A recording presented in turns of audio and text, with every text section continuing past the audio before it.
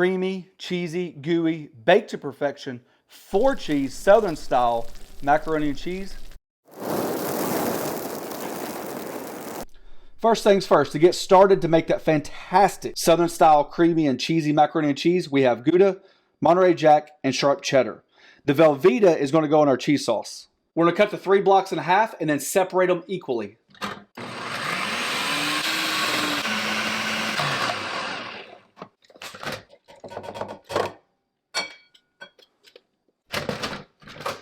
And repeat the process.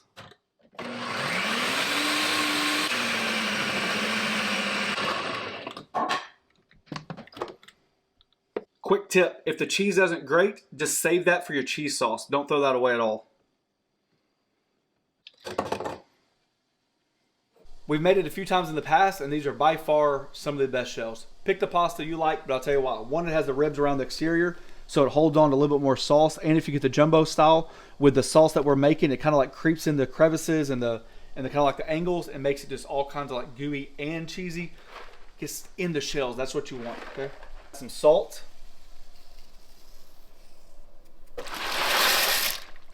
And we're just looking to cook that pasta till it's al dente. We're going to build a roux from scratch, so you got butter. And as always, this recipe will be on theflattoppking.com.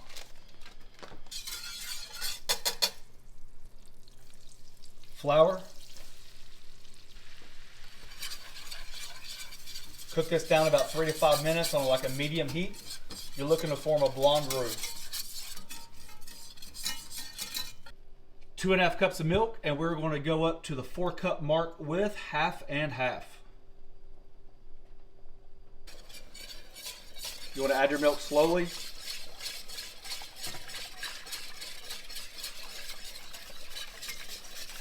And whisk all the lumps out. Hot sauce.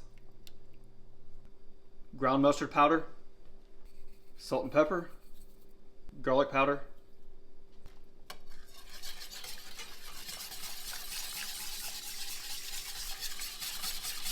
It's very important at this step. You kind of want this to be a little bit on the runny side. If it's too thick and you add the cheese, everything's just going to clunk up together and it's going to be a mess.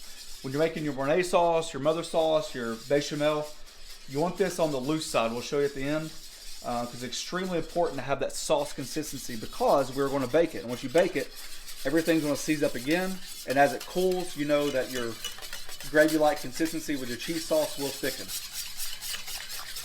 And the only official way to taste your pasta, to see if it's done, is to burn your mouth. Ooh, it's done. At this point, you want it to have a little bite, a little oomph to it. If it's too tender by now, by the time you bake it, it's going to be mush. We're just going to set this off to the side for a minute. One thing I like to do first, I've lowered down the temperature, is add the cut up Velveeta. Let this melt completely before we start adding our shredded cheeses.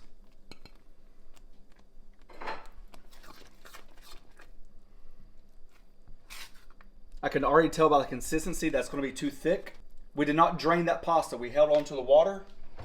I'm going to add about a 1/2 cup of that pasta water and just one more 1/2 cup. So right now we have a total of 1 cup of pasta water. It's important that it's pasta water because it does have a little thickening agent in there from the leftover starches from the pasta. You can always add your milk or cream. This is definitely decadent enough.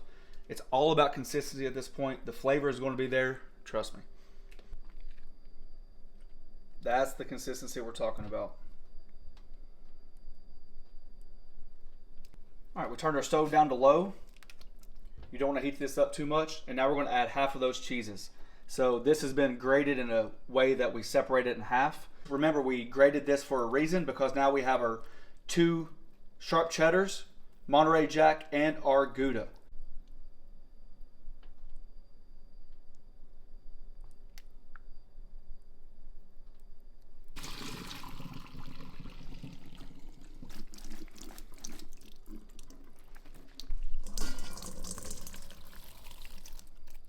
Just a touch of pasta water left over.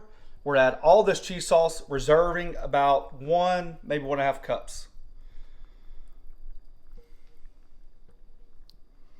And this is why you want your sauce liquidy, because now when you start stirring it, you're trying to get all that sauce in the nooks and crannies of that pasta.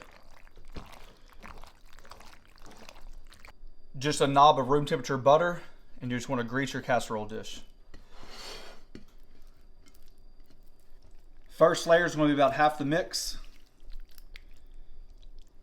I mean, just look at that consistency right there. Add about half of that cheese mix there.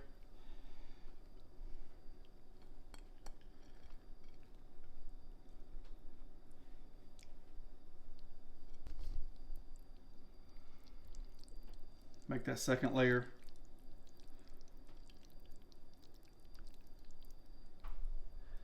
Top it off with the rest of that cheese sauce.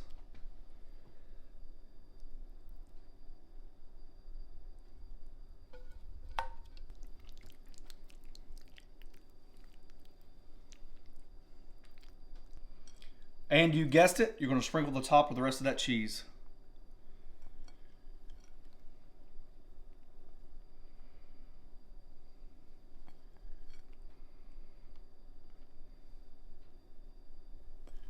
In the oven it goes at 350 for about, I don't know, 20, 30 minutes.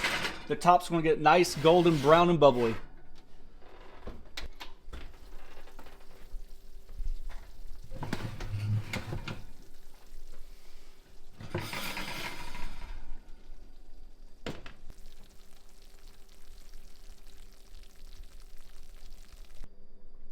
And as you can imagine, you better let this joker rest because it will be hot.